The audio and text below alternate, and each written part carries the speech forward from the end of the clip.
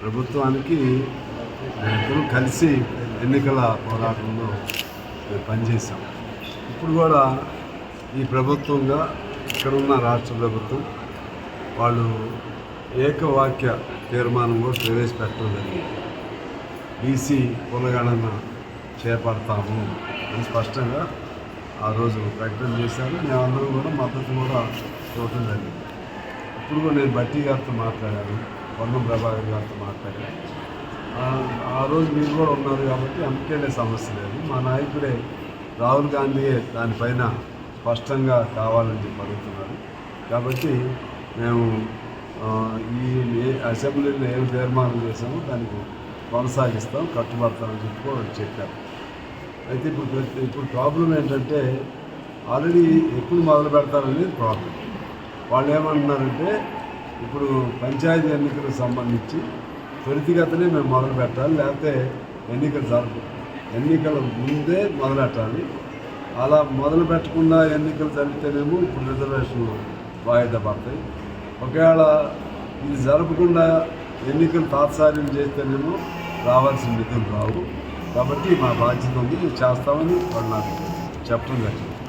ఆ క్రమంలోనే ఇవాళ మన సిద్ధేశ్వర్ గారు, సంజయ్ గారు వాళ్ళిద్దరు ఇక్కడ ఉన్నారని చెప్పి నిన్న నారాయణ గారు కూడా వచ్చి వాళ్ళని ఎట్లయినా ఒప్పించి కన్విన్స్ చేసి ప్రభుత్వంతో కూడా మాట్లాడటానికి వాళ్ళకు మాట ఇచ్చి చేస్తే బాగుంటుంది. నేను రావడం జరిగింది. ఇప్పుడు వాళ్ళకి అనుకూలంగా ప్రభుత్వం మందిగా లేదు. కాబట్టి ఇప్పుడు 8వ రోజు అవుతుంది. విత్డ్రా చేసుకోవటం మంచిది. ఎందువల్లంటే ప్రధానంగా అచ్చగా ఇక్కడ రాష్ట్ర సమస్య కాదు. రాహుల్ గాంధీ వాడు దేశవ్యాప్తంగా తిరిగి చెప్తున్నాడు. ఆయన కాంగ్రెస్ అయినా సరే ఉన్న వాస్తవంగా మీకు చెప్తున్నాడు. కేంద్ర ప్రభుత్వంలో ఉంది ఈ నేరం అంతా. కేంద్ర ప్రభుత్వం చట్టాన్ని మార్చాల్సిన అవసరం ఉంది. కేంద్ర ప్రభుత్వం సుప్రీంకోర్టు ఈ మధ్య ఒక తీర్పు కూడా ఇచ్చింది. ఆ తీర్పుని అమలు తీర్పు ఏమని ఇచ్చింది? 50% చట్ట ప్రకారం దాటానికి. తమిళనాడులో ఆల్రెడీ దానికి మినహాయింపు. అదే పద్ధతుల్లో ఇప్పుడు తప్పదు. మీకు కులగణన అనేది చేపట్టకుండా ఏదో పద్ధతుల్లో దాన్ని కేంద్ర ప్రభుత్వం కులగణన చేయకుండా ఉండాలని, బీసీ కులగణన చేయకుండా ఉండాలనేటువంటి ఆలోచన కేంద్ర ప్రభుత్వానికి ఉంది.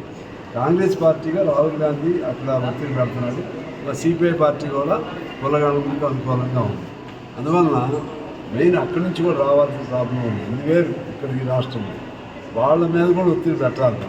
వాళ్ళ మీద పెడితే దేశవ్యాప్తంగా కూడా ఇవాళ మహారాష్ట్ర, రాజస్థాన్, గుజరాత్ అన్ని చోట్ల కూడా పెద్ద ఎత్తున ఆందోళన జరుగుతుంది. చేయక తప్పదు. కాబట్టి అక్కడ నరేంద్ర మోడీ ప్రభుత్వం కులగణనకి ఖచ్చితంగా ముందుకు రావాలి. రాజ్యాంగాన్ని అవసరమైతే సవరించాలి. ఆయా కులాల సంఖ్యను బట్టి వాళ్ళకి ఇవ్వాల్సినటువంటి వాళ్ళ హక్కు అది. ఆ విధంగా వాళ్ళకి అవకాశం కల్పించాలి. ఇందులో బీసీలు అనేక సంవత్సరాల నుంచి చేస్తున్న పోరాటం కాబట్టి వాళ్ళ పోరాటాన్ని గుర్తించాలి. ఇక్కడ రేవంత్ గారి గవర్నమెంట్ కానీ, కాంగ్రెస్ గవర్నమెంట్ కానీ మీరు అన్న పద్ధతుల్లో త్వరితగతం చేయాలంటే మీరు అఖిలపక్ష పార్టీలని, అన్ని ప్రతిపక్ష పార్టీలని ఇంక్లూడింగ్ గవర్నమెంట్ పార్టీని కలిపి తక్షణం సమావేశం జరపమని మేము కోరుతున్నాం. అందులో మీకు వాళ్ళు 42% రిజర్వేషన్ అడుగుతున్నారు. సాధ్యమా అసాధ్యమా అనేది అందరూ కూర్చుంటే ఏదో ఒక కన్సెన్సస్ వస్తుంది, ఏదో ఒక ఏకాభిప్రాయం వస్తుంది. అది చేయమని చెప్పి మేము ప్రభుత్వాన్ని ఖచ్చితంగా కోరుతాం. ఇప్పుడు దీక్షలో ఉన్న వ్యక్తులు కూడా మేము మనవి చేస్తున్నాం. కాంగ్రెస్ ప్రభుత్వంతో మేము మాట్లాడతాం. వాళ్ళు కూడా సానుకూలంగా ఉన్నారు, ఒప్పించగలుగుతాం. వీళ్ళు విత్డ్రా చేసుకుంటే మంచిదని చెప్పి చెప్పడానికి మేము రావడం జరిగింది. అంతిమంగా బీసీలకు మంచిగా జరుగుతుందని విశ్వాసం మాకు. ప్రభుత్వంగా ప్రకటన వస్తే బాగుంటుంది అనేది ఒక ఆలోచన చెప్తున్నారు.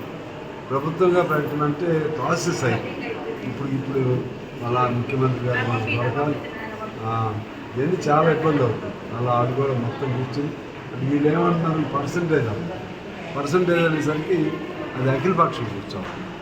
సింగిల్గా ప్రభుత్వంలో చెప్పలేదు. అఖిలపక్షం కూర్చోవాలనేసరికి మనకు టైం పట్టింది. మేమేమంటున్నాం వీళ్ళతో ముందు కులగణనాన్ని అంగీకరిస్తే అన్ని సమస్యలు అయ్యే పరిష్కారం. కులగణన తీసుకుంటే అప్పుడు ఆటోమేటిక్గా బీసీలు ఉందని వస్తుంది. వచ్చినప్పుడు న్యాచురల్గా అరే వాళ్ళకి ఇప్పుడు 70% ఉంది, నేను 42 వాళ్ళు అడిగేది న్యాయమే కదా అనేది అందరూ కూడా వస్తారు. అందువలన దాన్ని పట్టు విడుపులతో కూడా ఉద్యమాలు నడపాల్సిన అవసరం ఉందని వారికి విజ్ఞప్తి చేశాం. కృష్ణ గారు చెప్పారు, హనుమంతరావు గారు కూడా కాంగ్రెస్ నాయకులు, ఆయన కూడా ఈ లెక్క కాకుండా ముందు విత్డ్రా చేసుకుంటే, ఎందుకంటే ప్రభుత్వంగా వాళ్ళకి ఒక్కరి మీద బాధ్యత ఉండదు. ఇలా కృష్ణ గారు చెప్పారు కదా, ఒకసారి 42 అని వాళ్ళన్నా అదర్ పార్టీస్ కూడా ఉంటాయి, మళ్ళీ అదర్ కులాలు ఉంటాయి. అదర్ కులాలు 42 వాళ్ళకి మా పరిస్థితి లేదు. అందువల్ల అఖిలపక్షం కూర్చుంటే సమస్య పరిష్కారం. Thank you.